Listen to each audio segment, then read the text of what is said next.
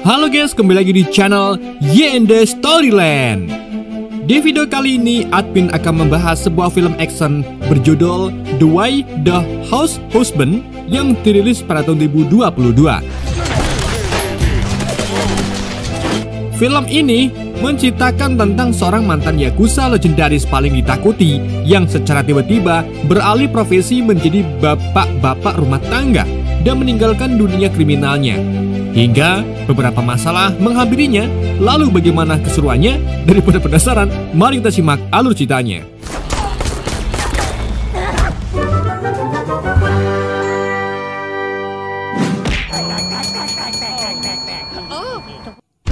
Pada awal film memperlihatkan seorang bapak rumah tangga dramatis bernama Tatsu yang sedang mempersiapkan bekal untuk sang istri yang bernama Miku.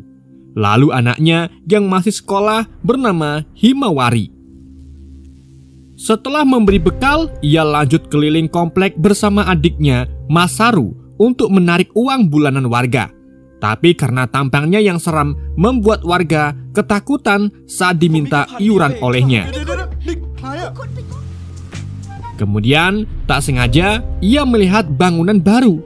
Lalu dengan percaya diri, ia pun berniat meminta iuran dengan pemilik bangunan tersebut. Tetapi tak disangka, pemilik bangunan itu ternyata seorang yakuza bernama Bos Kondo yang langsung menolak untuk memberikan uang iuran. Tatsu pun segera menjelaskan jika iuran ini nantinya sebagai anggaran untuk kegiatan berjaga malam, festival warga, bahkan untuk merawat bunga di taman. Lalu tiba-tiba Bos Kondo kaget saat melihat wajah tanpa kacamata Tatsu, di mana ia yang awalnya menolak tiba-tiba langsung memberikan uang iuran. Setelah Tatsu dan Masaru pergi, anak buah Bos Kondo lalu berinisiatif untuk memberi pelajaran kepada mereka berdua. Tetapi Bos Kondo mengatakan jika Tatsu adalah yakuza legendaris yang tak terkalahkan, bahkan mampu mengalahkan keluarga yakuza seorang diri dengan waktu semalam. Dan gosip itu pun masih menyebar sampai sekarang. Tak lama setelah itu, Masaru atau Masari pergi menemui yakuza yang ada di kompleknya, yaitu Eguchi dan istrinya bernama Hibari. Ia yang curiga lalu mengadukan kedatangan orang baru tersebut alias Bos Kondo, kemudian menyuruh Eguchi untuk menyerangnya. Namun ternyata bukannya menyerang, mereka malah pergi ke minimarket untuk berdodolan. Ternyata mereka sedang mengalami krisis ekonomi. Jadi urusan Bos Kondo itu masalah belakangan. Karena hal tersebut mereka pun akhirnya ribut.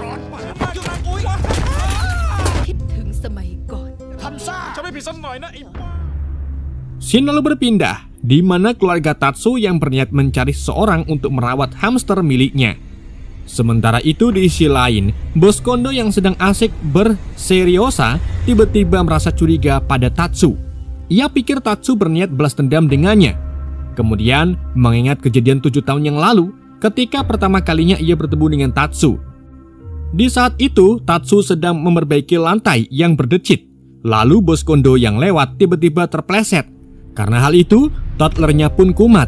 Ia lalu melampiaskan kemarahannya terhadap anak buahnya, bahkan sampai menyemprotkan dengan alat pemadam api. Sementara itu, seorang polisi merasa gelisah dan merasa tidak aman saat dirinya mendengar orang yakuza yang baru-baru ini pindah ke kompleknya. Bahkan ia juga mendengar tentang Tatsu yang tidak terkalahkan.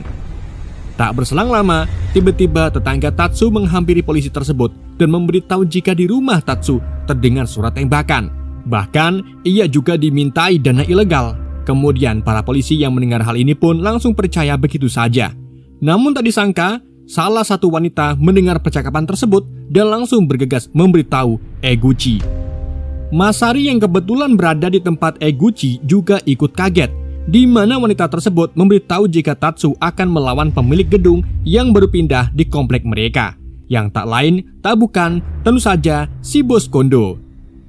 Wanita tersebut lalu menyuruh Eguchi untuk ikut andil membantu melawan Bos Kondo. Kembali lagi ke Tatsu yang sedang memberi makan hamsternya. Lalu secara kebetulan polisi tidak sengaja melihatnya dan langsung membayangkan hal-hal yang tidak-tidak. Bahkan polisi mengira Tatsu menyembunyikan senjata, padahal Tatsu menyembunyikan hamsternya. Ditambah lagi, posisi Tatsu berada di depan gedung Bos Kondo. Seketika polisi langsung mengejar Tatsu dengan dalih Tatsu melakukan tindak kriminal penyergapan. Tapi Tatsu justru berlari masuk ke gedung milik Bos Kondo. Bahkan belum sempat Tatsu menjelaskan, para anak buah Kondo langsung menghajarnya. Akhirnya, mau tak mau Tatsu pun melawan mereka. Lalu, tak berselang lama, polisi pun datang. Melihat hal itu, Tatsu pun bergegas kabur lewat jendela. Tapi tetap saja, Tatsu terus dikejar oleh para polisi. Bahkan Masari yang melihat itu mencoba untuk membantunya. Tapi ia justru tetap diterabas oleh Tatsu hingga membuatnya terjungkal ke atas. Dan akhirnya, Tatsu pun berhasil dikepung, lalu kemudian dirinya langsung mengeluarkan hamster dan mengatakan jika ia sedang mencari orang untuk merawat hamsternya. Polisi yang sudah salah paham pun merasa malu. Kemudian tiba-tiba menawarkan dirinya untuk merawat hamster tersebut.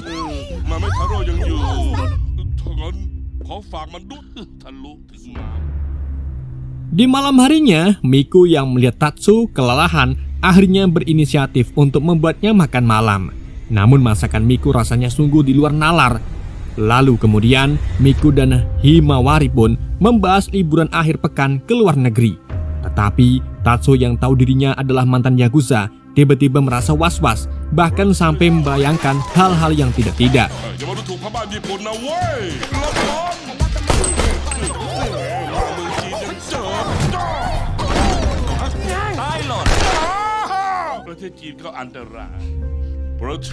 Oleh karena itu, dirinya menolak untuk mengagendakan liburan akhir pekan. Tak lama kemudian, Himawari tiba-tiba mendengar suara anak kecil. Ia pun segera keluar untuk melihatnya. Namun tak disangka, di depan pintu rumahnya ada seorang anak kecil yang sepertinya sengaja ditinggalkan. Mereka pun bingung dan berniat melaporkan polisi. Tapi sebelum itu, tiba-tiba anak kecil tersebut ngompol seperti tolpak. Mau tak mau, Tatsu pun pergi untuk membeli popok. Sialnya, Hibari yang melihat hal itu malah berpikir jika Miku telah melahirkan bayi. Eguchi yang mendengar pun langsung menyuruh asistennya memberikan daging untuk ucapan selamat.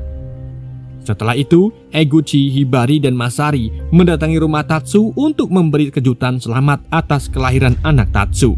Lalu Eguchi langsung memberikan nama Ryu pada anak tersebut. Namun, mereka begitu kaget saat anak yang baru lahir sudah sangat besar.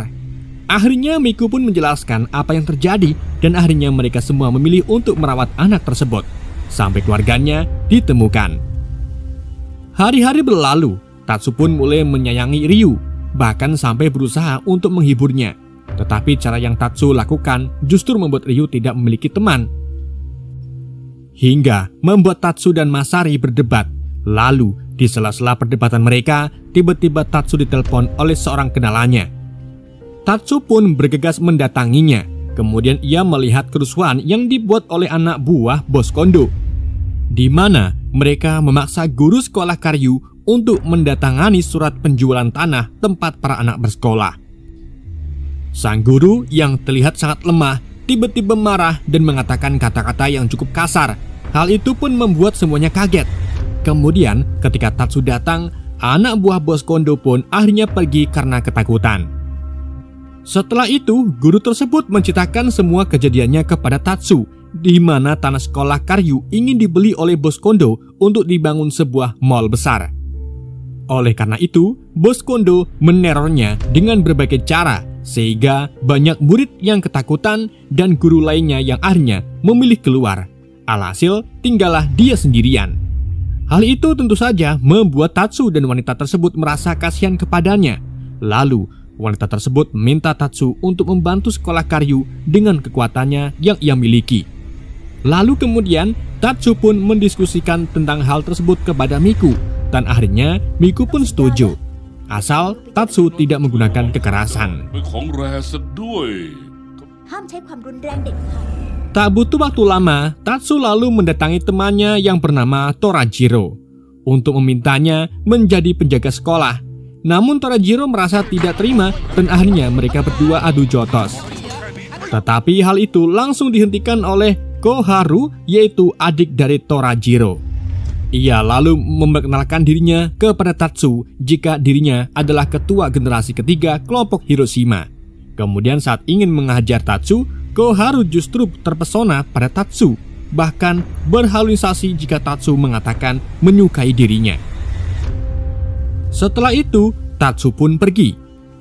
Sementara di rumah, Masari tiba-tiba malah asal ngomong jika kemungkinan Ryu adalah anak haram Tatsu. Hal itu disetujui oleh Miku yang merasa agak curiga karena semua orang bertanya kenapa Ryu bisa ada ditinggalkan di depan rumah mereka. Bahkan mereka berdua sempat membuat kecurigaan diri sendiri tentang Tatsu.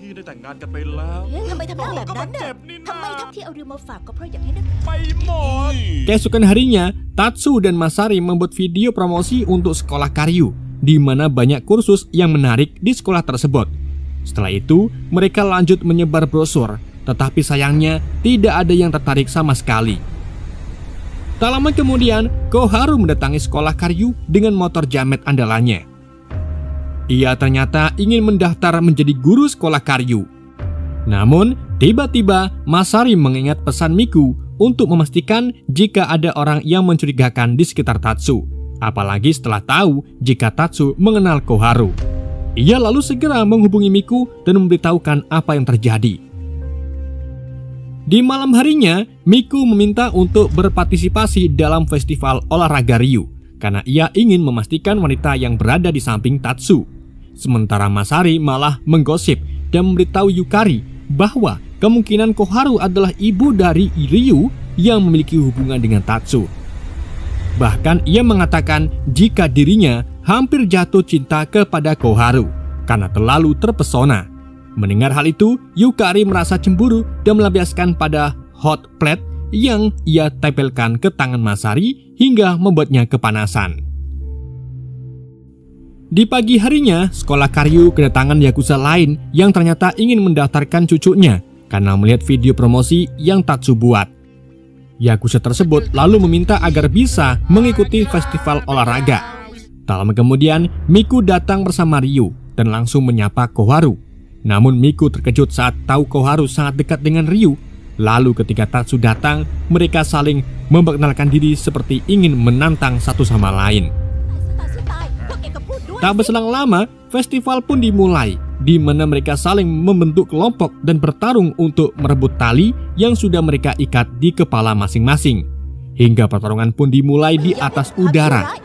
Mereka lalu menggunakan jurus masing-masing.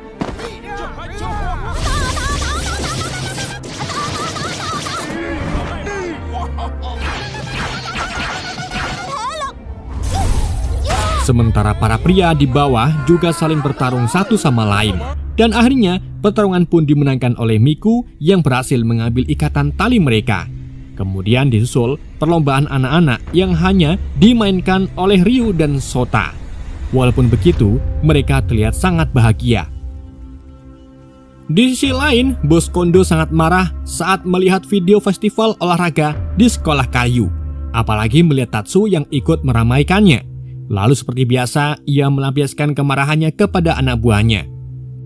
Sementara di sekolah Karyu, sang guru mengucapkan terima kasih kepada semua orang yang turut membantu berjalannya festival olahraga. Karena hal itu membuat beberapa orang tua murid yang ingin kembali ke sekolah Karyu. Tak lama kemudian, Bos Kondo datang. Tatsu yang tahu maksud kedatangannya langsung menolak untuk menjual tanah sekolah tersebut. Bos Kondo lalu mengingatkan kembali Tatsu agar mengenali dirinya. Namun sayangnya Tatsu tak mengenal Bos Kondo sama sekali. Hingga tiba-tiba Koharu melayangkan tinjunya kepada Bos Kondo. Karena hal itu, Bos Kondo pun merasa tidak terima, lalu kemudian mengancam Tatsu jika ia akan melakukan apapun untuk mencapai apa yang ia inginkan. Hari-hari pun berlalu. Sekolah Karyu juga akhirnya memiliki murid baru yang telah kembali ke sekolah tersebut. Shin lalu berpindah di mana Miku yang akhirnya memberanikan diri untuk berbicara kepada Koharu. Namun sepertinya Miku salah paham padanya. Ia pikir Ryu adalah anak Tatsu dan Koharu, tapi Koharu langsung menyangkalnya dan menjelaskan alasannya mendaftar sebagai guru di sekolah Karyu. Ya, tak lain bukan karena Koharu menyukai Tatsu. Miku yang mendengar pengakuan tersebut sangatlah kaget. Kemudian mengatakan jika dirinya tak akan memberikan Tatsu kepada Koharu. Tak lama kemudian tiba-tiba sebuah truk datang dan menabrak gerbang sekolah Karyu. Lalu datang mobil lagi yang tiba-tiba menculik Himawari dan Ryu. Masari yang sedang bersamanya berusaha mencegah mereka, namun sayangnya ia terpental saat ingin menghentikan mobil tersebut. Alhasil ia pun mengalami luka yang cukup serius. Lalu mereka pun bergegas mengejar penculik tersebut dengan mobil.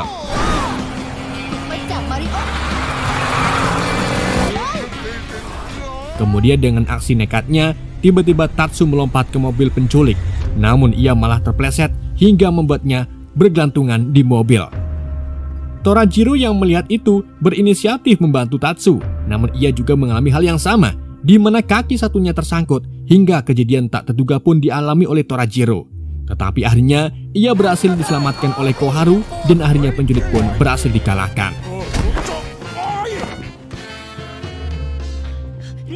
Setelah itu mereka langsung menuju ke rumah sakit untuk mengecek keadaan Masari yang membuat semua orang merasa kasihan kepadanya. Kemudian mereka berpikir otak dari semua dalang tersebut adalah Bos Kondo yang akhirnya membuat Tatsu dan Torajiro bergegas pergi untuk mendatangi Bos Kondo. Setelah mereka sampai, Bos Kondo ternyata sudah menyambutnya. Di sini akhirnya terlihat sosok sesungguhnya dari dua Yakuza yang terbangun kembali. Kemudian Bos Kondo pun segera mengumumkan deklarasi perang secara habis-habisan. Setelah itu, Tatsu and the gang bersiap untuk mempersiapkan pertarungan tersebut. Tak berselang lama, akhirnya Masari pun sadar. Ia lalu menemui Tatsu untuk mengikuti pertarungan tersebut. Setelah itu, mereka pergi ke toko senjata untuk membeli beberapa senjata dan bubuk musyu.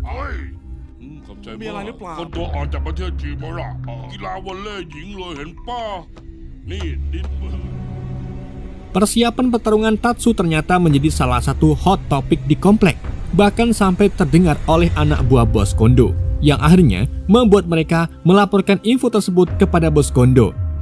Tak lama kemudian, salah satu Yakuza yang menyekolahkan cucunya di sekolah Karyu tiba-tiba datang menemui Bos Kondo. Yakuza tersebut ternyata Bos Oshiroyoma. Ia lalu mengatakan jika dirinya akan turut membantu pertarungan tersebut karena ia juga tak menyukai Tatsu dan Torajiro. Lalu akhirnya Yang Mulia Kondo pun menyetujui hal tersebut dan semua rencana akan diserahkan kepada Bos Oshiroyoma.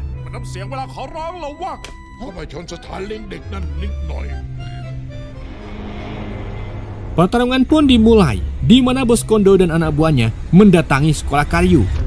Lalu tiba-tiba terdengar suara seperti tembakan, tetapi ternyata suara tersebut berasal dari kembang api yang dinyalakan oleh Tatsu and the gang. Lalu tak disangka-sangka yang mereka lihat justru acara festival yang diadakan oleh Tatsu dan Bos Oshiroyoma ternyata hanya mata-mata untuk mengelabui Bos Kondo. Hingga akhirnya Bos Kondo merasa frustasi karena telah dikhianati. Lalu tanpa berlama-lama, Tatsu, Torajiro, dan Masari maju untuk melawan Bos Kondo dan anak buahnya.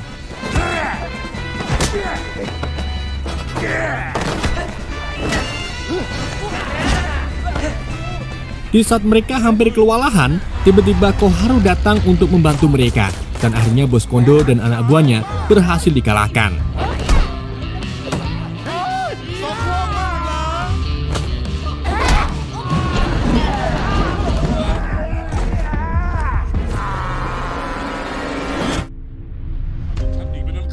Mereka semua yang berada di festival pun merasa sangat bahagia. Tak lama setelah itu, Tatsu akhirnya mencoba memaafkan Bos Kondo dan mengatakan untuk tidak menculik anaknya lagi. Namun Bos Kondo merasa heran karena dirinya tak pernah menculik anak kecil. Tatsu pun kaget mendengarnya. Lalu tiba-tiba polisi datang dan menangkap Tatsu atas tuduhan penculikan anak tersebut. Tapi tak lama kemudian, Tatsu dibebaskan. Dari interogasi yang cukup panjang, polisi pun berhasil mengetahui penculik tersebut, di mana sang penculik sengaja menculiknya untuk meminta tebusan pada orang tua korban. Namun, penculik tersebut berpikir mereka sedang dikejar oleh para polisi, kemudian sengaja meninggalkan Ryu di rumah Tatsu yang nantinya akan mereka ambil kembali. Lalu akhirnya, rumah orang tua Ryu telah ditemukan dan mereka pun mengantarkan Ryu kepada orang tuanya. Walaupun mereka terlihat sedih akan perpisahan tersebut, tapi mereka mencoba mengikhlaskan dan film pun berakhir. Oke guys, terima kasih buat kalian yang sudah hadir. Mohon maaf jika ada kesalahan dalam penyampaiannya ataupun penyebutan nama. Sekian dari YND, sampai jumpa di video berikutnya.